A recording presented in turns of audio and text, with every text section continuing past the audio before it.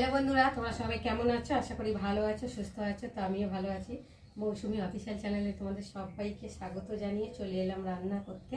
তো রান্না হয়ে গেছে অর্ধেকটা, আর অর্ধেকটা বাকি রয়েছে। তো কী কী রান্না করেছি সেটা তোমাদের সঙ্গে পরে শেয়ার করব। তো এখন আমি কি করব সেটাই তোমাদের সাথে শেয়ার করব। আর দেখো, দুঃখের বিষয়, ভাবলাম যে এটা দিয়ে আমের চাটনি বানাবো। তো তোমাদের দাদাভাই গতকালকে নিয়ে এসেছে আম কিনে, কাঁচা আম।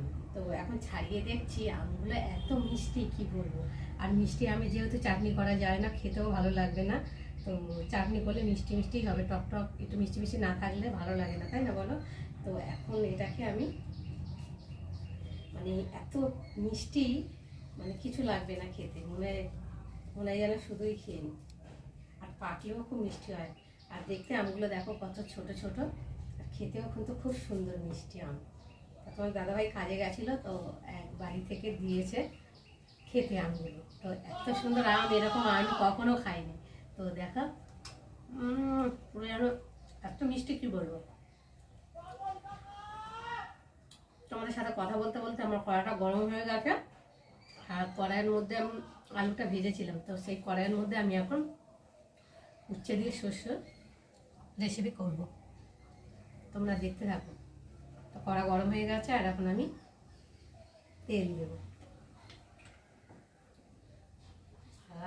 কি সুন্দর লাগছে খেতে, কি বলবো।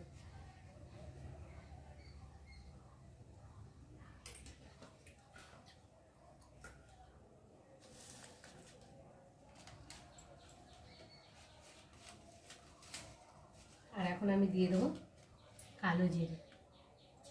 যেহেতু আজকে বৃহস্পতিবার, আমরা নিরামিষ খাই, তার জন্যে পেঁয়াজ, আদা, রসুন এগুলো আমরা মানে খাই না বৃহস্পতিবার। মাছটা যেগুলো নিরামিষ, তো সপ্তাহে আমরা দুদিন, শনিবার আর বৃহস্পতিবার।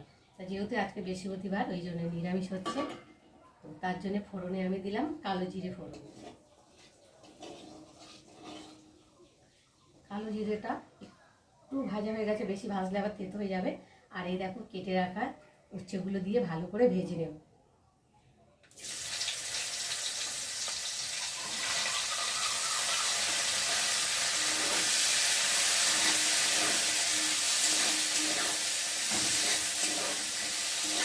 এর মধ্যে আমি আলু দিই, শুধু উচ্ছে দিয়ে সর্ষে করবো।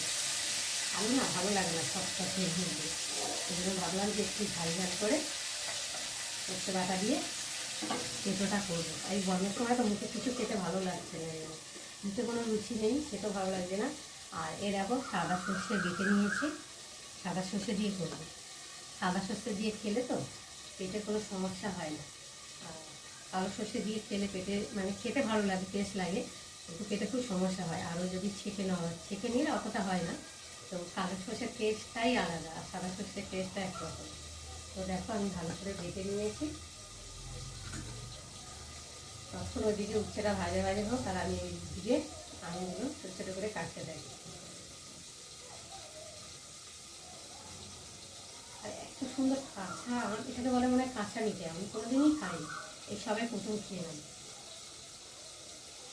তাহলে কাঁচা এত মিষ্টি, তাহলে পাকলে আরও কী বলে, এগুলো কী বলে, হিমসাগর বলে না কী বলে জানি আমগুলো, ঠিক জানি না। তোমরা যদি জানো আমাকে কিন্তু অবশ্যই কমেন্টে জানিও।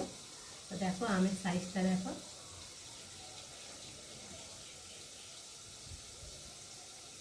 এগুলো কেটে রাখছি, ভাত খাওয়ার পরে বসে বসে খাওয়া হবে।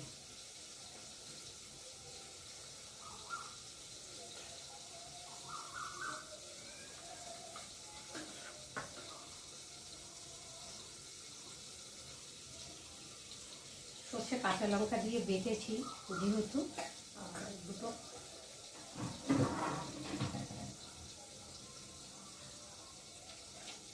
কাঁচা লঙ্কা দিয়ে দিই,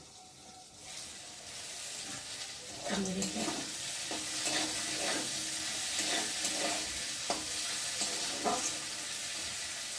সর্ষেটা একটু ভাজা ভাজা না হলে না টেস্ট লাগবে না খেতে।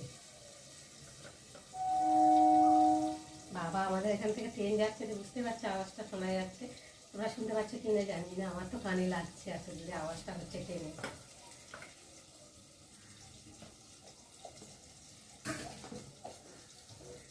চলো এবার ঢাকাটাকে খুলবো। সেটা একটু ভাজা ভাজা হয়ে গেছে, দেখো। এখন আমি এর মধ্যে হলুদ দেবো, স্বাদ মতো নুন দেবো, আর এই যে বেটে রাখা সর্ষেটা দিয়ে দেবো।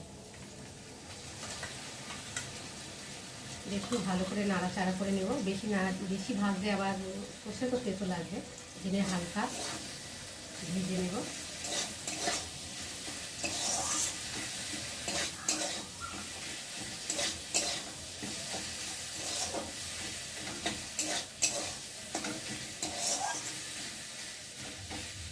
ভাজে ভাজে হোক, আর আমি এদিকে ততক্ষণ জলটা রেডি করি।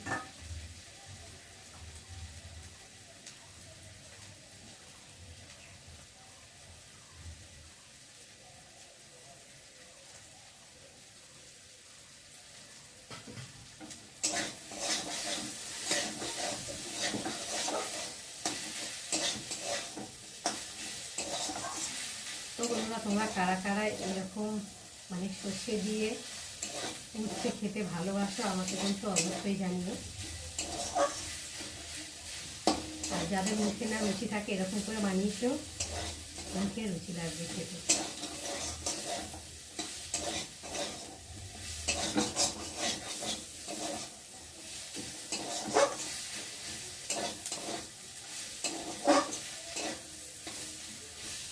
তো মশলা থেকে একটা গন্ধ ছেড়ে দিয়েছে, বেশ উচ্ছে উচ্ছে গন্ধ, বেশ ভালো লাগছে। চলো এবার জল দিয়ে আমি অল্প করে জল দেবো, যেহেতু উচ্ছেটা একটু মাখা মাখা করবো।